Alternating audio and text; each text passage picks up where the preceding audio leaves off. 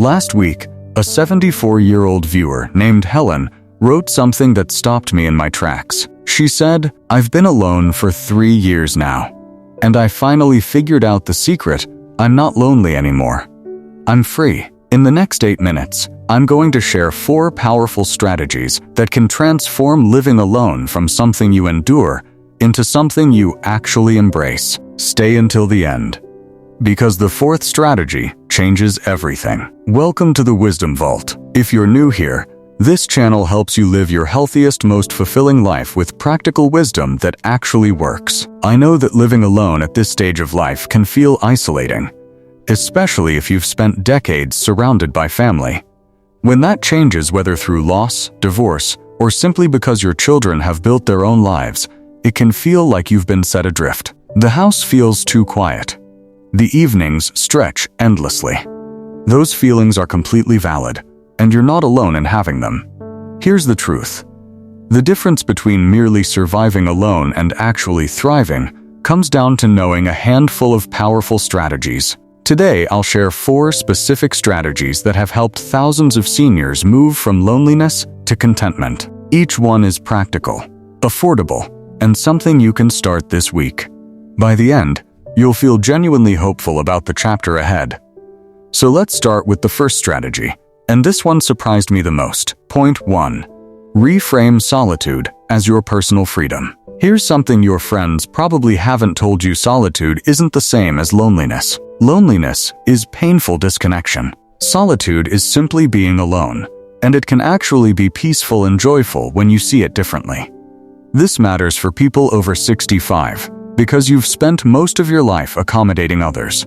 You've raised children, maintained relationships, compromised on everything from dinner plans to vacation destinations. For the first time in decades, you have complete autonomy over your days. That's not a loss, that's liberation, if you choose to see it that way. Let me tell you about Robert, a 72-year-old from Portland who lost his wife of 48 years. For the first year after she passed, he was absolutely miserable. He'd sit in his recliner every evening, staring at her empty chair, feeling like his life was over. The silence in the house was unbearable. He stopped cooking real meals, stopped seeing friends, stopped doing anything that brought him joy. Then one day, his daughter visited and said something that changed everything. She looked at him and said, "Dad, Mom would want you to live, not just exist." That night, Robert made a decision. He started doing things he'd always wanted to do, but never could because his wife didn't enjoy them. He joined a woodworking class at the community center. He started watching old westerns without anyone complaining about the TV. He ate breakfast for dinner when he felt like it. He rearranged the furniture the way he preferred. He adopted a dog, something his wife had always said no to. Slowly, over several months, Robert realized something profound: he could honor his wife's memory while also embracing this new freedom. He wasn't betraying her by enjoying his independence. He was finally giving himself permission to design his own life entirely on his terms. When I spoke with him recently, he said, "I miss her every day, but I'm not miserable anymore. I'm actually living again." What can you do starting tomorrow? Do something just for yourself that you couldn't have done easily before. Maybe it's listening to music your partner never liked, turned up loud. Maybe it's spending an entire Saturday in your pajamas reading. Maybe it's rearranging a room exactly how you want it. Write down 3 things you can now do without compromise. Put that list somewhere visible. When you start seeing solitude as freedom rather than abandonment, everything shifts. But reframing alone isn't enough if your days feel empty and purposeless. Which brings me to the second strategy. Point 2. Build structure and engineer connection. This catches people off guard, but you need both daily structure and intentional social connections to thrive. Without external structure, no job to go to, no kids' schedules to coordinate, no partner's routines to sync with, it's incredibly easy for days to blur together. You might find yourself staying in bed too long, because why get up? Skipping meals because cooking for one feels pointless, letting entire days pass without meaningful activity. That drift is dangerous because it leads directly to depression, physical decline, and a deep sense of purposelessness. Here's what works. Create what I call your core 3 routine 3 non-negotiable activities you do every single day at roughly the same time. First, a morning ritual you genuinely enjoy, like coffee on the porch, stretching, or journaling. Second, some form of physical movement, even just a 15-minute walk around your neighborhood. Third, one productive or creative activity like gardening, cooking a real meal, or working on a hobby. These 3 anchors give your days shape and prevent that dangerous drift. Write these down and commit to them for 2 weeks. The key is these activities are for you, not obligations to others. But structure alone isn't enough. You also need human connection, and this requires deliberate engineering. Social isolation is one of the biggest health risks for seniors living alone, right up there with smoking. But living alone doesn't automatically mean you're isolated. You just have to be intentional about creating connection, because it won't happen by accident anymore. What you need are standing, recurring appointments with people. Not vague plans that might fall through, but regular, predictable touchpoints. Maybe every Monday morning, you meet a friend for coffee at the same cafe. Every Wednesday, you volunteer somewhere. Every Thursday evening, you have a phone call with a family member. Every Saturday, you attend a club or class. These recurring connections ensure you're never truly isolated and give you something to look forward to throughout your week. What should you do this week? Schedule 3 regular connections and put them in your calendar like doctor's appointments. 1 with family, 1 with friends, 1 through community or volunteer work. Make them recurring same day, same time, every week, or every other week. That's how you build a social safety net that prevents isolation. I want to hear from you. Have you struggled with empty days or isolation since you started living alone? Or have you found routines and connections that really work? Share in the comments below. Your story might help someone else who's watching. And if this is making sense to you, please tap that like button so more seniors can find this information. Point 3. Find your purpose through legacy work. Now, this is what most people completely overlook, and it's absolutely crucial for thriving alone. I'm talking about finding meaningful work that gives your life purpose and direction. This isn't about paid employment, though it could be.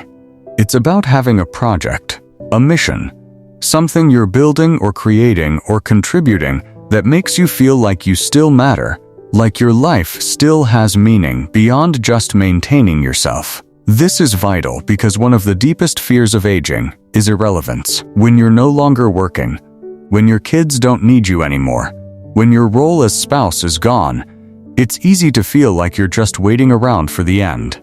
That feeling is absolutely poison. Human beings need purpose like we need food and water. Without it, we deteriorate rapidly, both mentally and physically. But when you have legacy work, something that uses the wisdom and skills you've accumulated over 7 or 8 decades, you wake up with a genuine reason to get out of bed. Your legacy work could be mentoring young people in your former profession.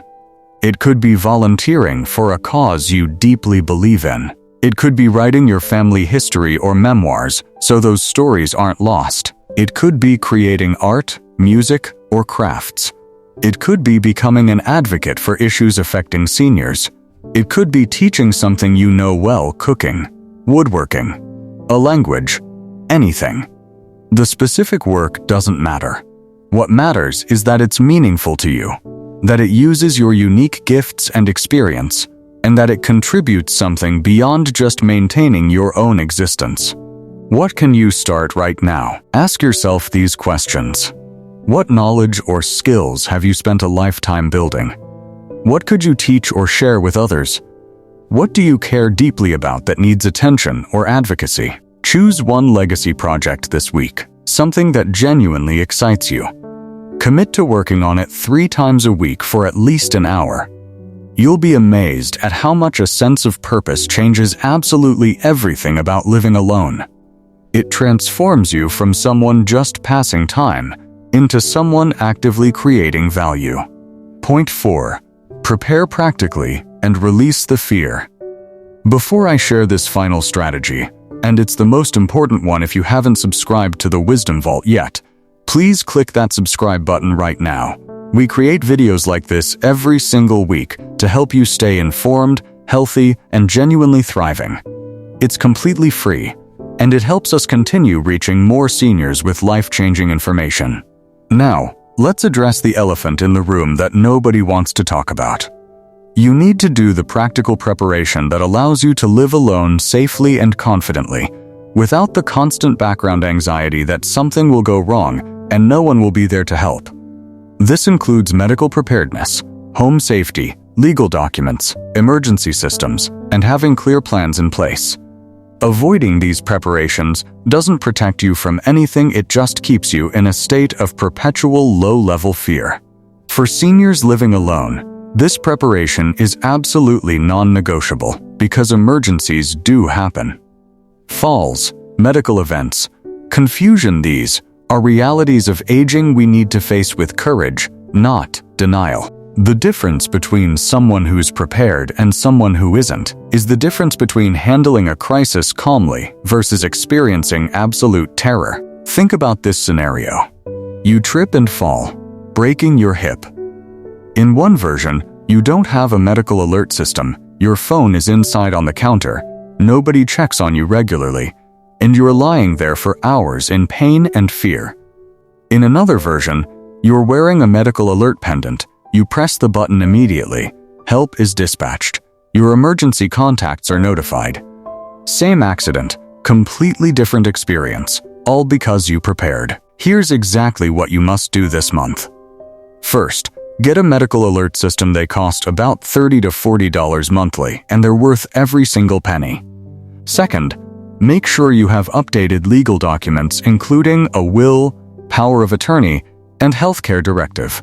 If you don't have these, make that your priority this week. Third, make your home safer right now. Remove tripping hazards, improve lighting, install grab bars in your bathroom. Fourth, create a daily check-in system with someone you trust, like a text to your daughter every morning or a neighbor who knocks on your door. Doing these things eliminates probably 90% of the anxiety you carry about living alone. Yes, it requires some effort and some money, but the peace of mind is absolutely priceless. This is how you take control of your situation, instead of living in constant fear of what might happen. Let's quickly recap what we covered today. First, reframe your solitude as personal freedom rather than loneliness or abandonment. This mindset shift is the foundation. Second, build daily structure with your core 3 activities and engineer regular social connections so you're never truly isolated. Third, create meaningful legacy work that gives your life purpose and uses your unique wisdom. And fourth, prepare practically with safety systems and legal documents so you can release the fear and actually enjoy your independence. Remember Helen at the beginning, who said she's not lonely anymore, she's free? Now you understand exactly how that transformation happens. It's not magic. It's about taking deliberate, practical steps to design a life that works for you, on your terms. You're not alone in this. Thousands of seniors are living full, meaningful lives by themselves. You deserve to thrive, not just survive. Getting older doesn't mean life is over. It means you finally have the wisdom and independence to live exactly as you choose. Make it count. If this video gave you value today, please share it with someone who needs this message. Leave a comment and let me know which of these 4 strategies resonated most with you. I read every single comment and often reply personally. If you haven't already, subscribe to the Wisdom Vault and hit that notification bell. We're building a community of informed, empowered seniors who support each other. Thank you so much for watching. Take care of yourself, and I'll see you in the next video.